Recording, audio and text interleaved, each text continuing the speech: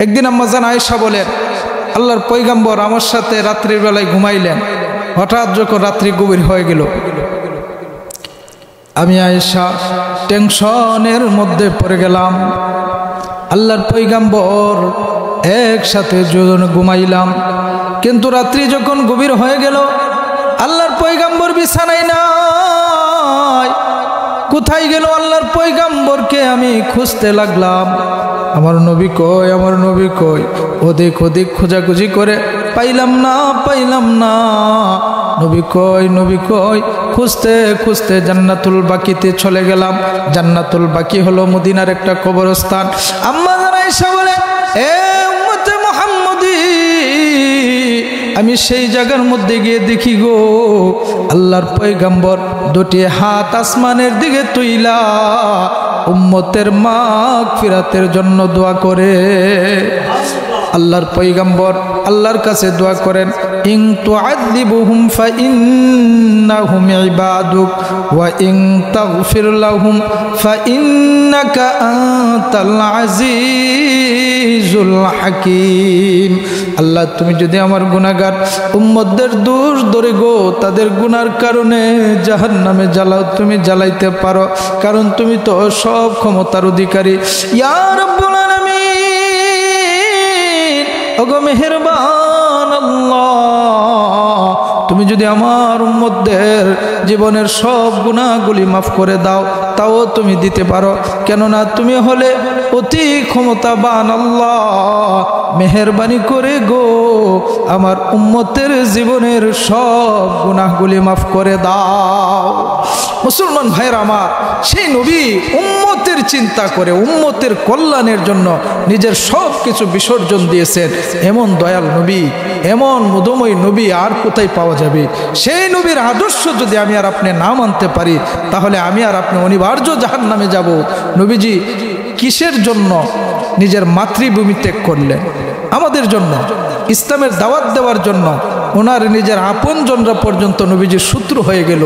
নিজের মাতৃভূমি ছাড়াটা যে কত কষ্টদায়ক, আপনি ছাইরা দেখেন যে কত কষ্ট লাগে। যে মক্কা থেকে মদিনা হিজরত করে গেলেন একমাত্র উম্মতকে নাজাত দেওয়ার জন্য। সেই নবী আমার মুহাম্মাদুর রাসূলুল্লাহ, আল্লাহর পয়গম্বর বলেন, উম্মতের দল প্রত্যেকটা নবীকেই আল্লাহ তাআলা একটা একটা দোয়া করার অধিকার দিয়েছিলেন, এরকম যে নবীগণ যেইভাবে দোয়া করবে আল্লাহ ঠিক সেইভাবেই নবীদের দোয়াগুলো কবুল করে নেবেন। সুবহানাল্লাহ। যে যেইভাবে নবীরা দোয়া করবেন ঠিক সেইভাবেই আল্লাহ তাআলা এই দোয়াটা কবুল করে নেবেন। আল্লাহ তাআলা তো নবীদের প্রত্যেক দোয়াই কবুল করতেন, কিন্তু আল্লাহ যেইভাবে চাইতেন ঠিক সেইভাবে কবুল করতেন।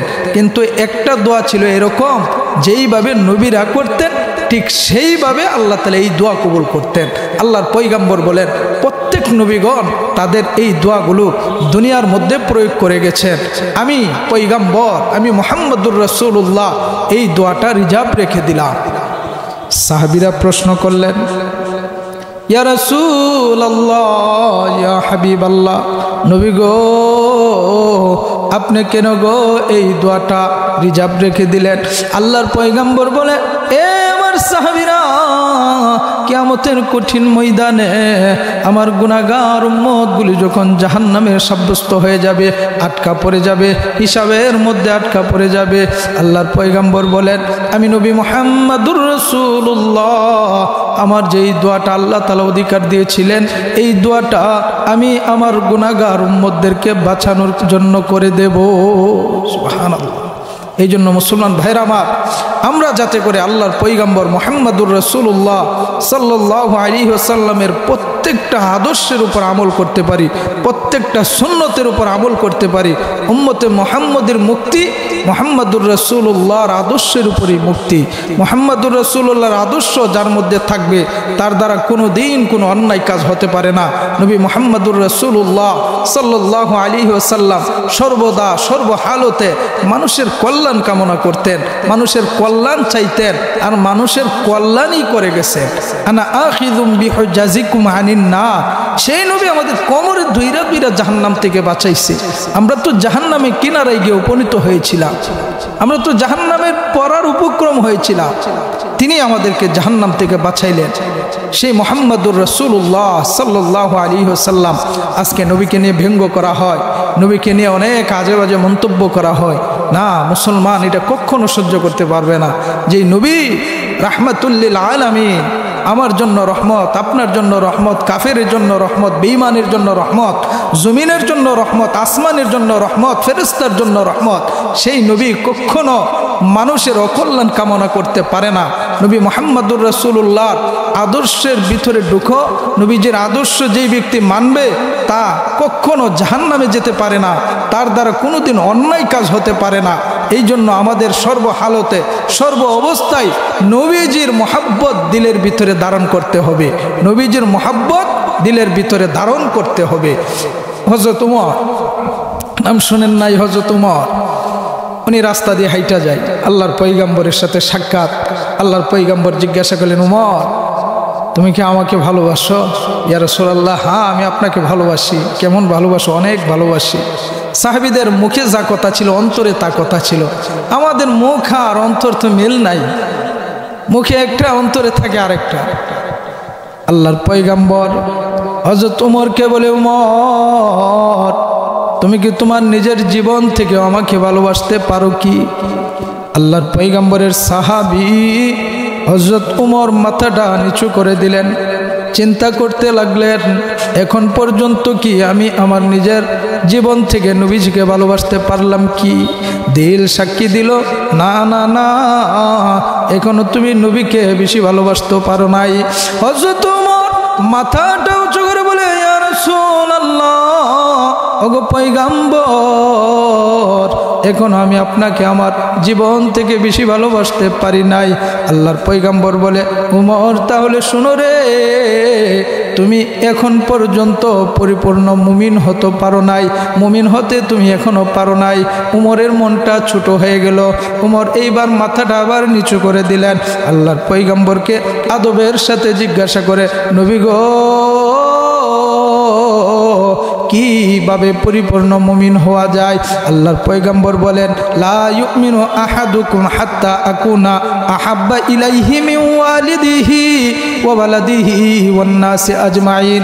এ উমর, যেই পর্যন্ত তুমি তোমার নিজের জীবন, বিবি বাচ্চা, পৃথিবীর সব কিছু থেকে রে আমি নবীরে ভালো না বাসবে, সেই পর্যন্ত পরিপূর্ণ মুমিন হওয়া যায় নাই। এইবার উমর গলার আওয়াজটা উঁচু করে দিয়ে বলে, নবী গো, আল্লাহর শপথ করে বলি গো, সারা দুনিয়া কেন গো, আমার নিজের জীবন থেকেও আপনাকে বেশি ভালোবাসি। সুবহানাল্লাহ, যে আমি আমার নিজের জীবন থেকে আপনাকে বেশি ভালোবাসি। নবীজি বলেন, এইবার তুমি পরিপূর্ণ ইমানদার হয়ে গেছো। যায়েদ ইবনে দাসিনা, যে বদরের যুদ্ধের মধ্যে উনি কাফিরদেরকে হত্যা করেছিলেন, এক পর্যায়ে উনি কাফিরদের হাতের মধ্যে বন্দী হয়ে গেলেন। ঘটনা বললে অনেক লম্বা করে বলা যায়, আমি আটাইয়া বলি যে উনি কাফিরদের হাতে বন্দী হয়ে গেছেন।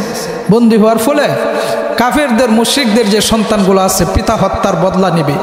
হযরত যায়েদের জন্য ফাঁসির মঞ্চ দাঁড় করাইলেন, যায়েদকে ফাঁসি দেওয়া হবে। যায়েদের হাত পা বেঁধে ফেললেন, যায়েদকে ফাঁসি দেওয়া হবে। এই সময় কাফেরদের সর্দার একজন বলল যে, যায়েদ, তোমাকে একটা কথা বলবো, তুমি যদি এই কথাটা মেনে নাও, আমরা তাহলে তোমাকে এই ফাঁসির কাষ্ঠ থেকে মুক্ত দিয়ে দিব। যে কি একটা পরিস্থিতি, যে একজন মানুষকে ফাঁসি দেওয়া হবে, শুধু যদি একটা কথা মেনে নেওয়া হয়, ওই ব্যক্তিটাকে ফাঁসি থেকে তাকে মুক্তি দেওয়া হবে। চিন্তা করুন আমাদের অবস্থা হইলে কি, কত ফতোয়া বাহির করলাম না, যে জান বাঁচানো আগে ফরজ, যা হবার পরে হইব না, আগে জান বাঁচাই। কি করেন আপনারা, ঠিক না? যে আগে জান বাঁচাই। এই জন্য প্রিয় ভাইরা আমার, আল্লাহ নবীর সাহাবী হযরত যায়েদ, উনি বললেন, কি কথা বলবা বলো। কাফের সর্দার ডাক দিয়ে বলে, যায়েদ, এই মুহাম্মদের ধর্ম মানার কারণে তোর আজকে এই পরিণতি হয়েছে। এ যায়েদ, শুধু একটা কথা বলবো রে, যদি এই কথাটা মানতে পারো রে, তাহলে আমরা তোমাকে ফাঁসি থেকে মুক্তি দিয়ে দেব। যায়েদ বলে, কি কথা মানতে হবে? এই কাফের সর্দার ডাক দিয়ে বলে, যায়েদ রে, তোমাকে যে জায়গার মধ্যে ফাঁসি দেওয়া হচ্ছে তুমি শুধু এই কথাটা জবানে বলবা, যার কারণে আজকে তোমার এই পরিণতি, যার কারণে আজকে তোমার এই দুর্দশা, তোমার বদলতে মুহাম্মদকে ফাঁসিতে দেওয়া হবে। নাউজুবিল্লাহ। যে তোমাকে ফাঁসির কাস্টে না দিয়ে মুহাম্মদকে যদি দেওয়া হতো কত ভালো হতো। জায়েদের চোখগুলো লাল হয়ে গেল, পশমগুলো দাঁড়াইয়া গেল, বজ্র কণ্ঠ হয়ে গেল। জায়েদ চিৎকার দিয়ে বলে, এ কাফিরের দল, এরে বেঈমানের দল, এই অনেক বড় কথা বলে ফেললি রে। আমার জীবন চলে যাবে, আমার নবী ফাঁসির কাষ্ঠের মধ্যে জ্বলবে, আমার জীবনের বিনিময়ে নবীজি ফাঁসির কাষ্ঠে জ্বলবে। না না না, এটা কখনো হতে পারে না। আমি জায়েদকে আল্লাহ যদি 100টা জীবন দিত রে, 100টা জীবনের বিনিময়েও আমার নবীজির কদম মোবারকে একটা কাঁটা বিধুক, তাও আমি চাই না। এই জন্য মুসলমান ভাইরা আমার, সাহাবীদের কি ঈমান ছিল, সাহাবীরা কেমন নবীর আদর্শ মানত, কেমন নবী ভক্ত ছিল, কেমন নবীর আশেক ছিল। আমরাও তো নবীর আশেক দাবি করি, কিন্তু আমাদের মধ্যে সুন্নত নাই। আমরাও নবীর প্রেমিক দাবি করি, আমাদের মধ্যে নবীজির আদর্শ নাই। প্রিয় মুসলমান ভাইয়ের আমার, নবীজির আদর্শ, নবীজির মহাব্বত ছাড়া কোনো মানুষ প্রকৃত মুমিন হওয়া যায় না। হযরত সাওবান নবীজির সাহাবী, তার চেহারাটা টেনশন যখন মানুষের চেহারায় থাকে দেখলেই চিনা যায়। আল্লাহর নবীর সাহাবীর চেহারার মধ্যে টেনশন চলে আসলো। পয়গম্বরের দরবারে চলে গেলেন। আল্লাহর পয়গম্বর বলে, এ সাওবান, কি ব্যাপার, তোমার এত টেনশন কেন? এই টেনশন কেন লাগতেছে রে সাওবান? তোমার কি হয়েছে? আমি নবীর কাছে খুলে বলো, আমার কাছে তুমি খুলে বলো, কি টেনশন তোমার ভিতরে? সাওবান এবার কেঁদে দিলেন, চোখ দিয়ে জোর জোর করে পানি ছেড়ে দিলেন। বলে, পয়গম্বর, বাড়িতে যাইয়া ভালো লাগে না, শুধু আপনার দরবারে চলে আসি যখন পিঠে খিদা লাগে গো। আপনার নুরানি চেহারা দেখলে পেটের খিদা নিবারণ হয়ে যায়।